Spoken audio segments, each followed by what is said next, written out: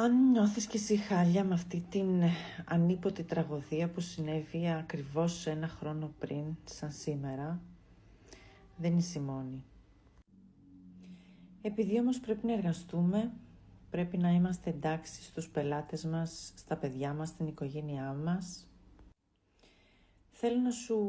συστήσω, να σε συμβουλέψω να κάνεις κάποιες συνήθειες που κάνω και εγώ και με βοηθάνε να είμαι εντάξει σε εμένα, στον εαυτό μου, στην ψυχική μου υγεία,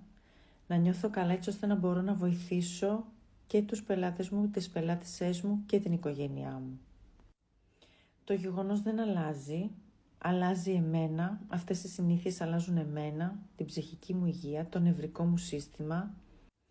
την ενέργειά μου για να μπορώ να είμαι εντάξει απέναντι στα παιδιά μου.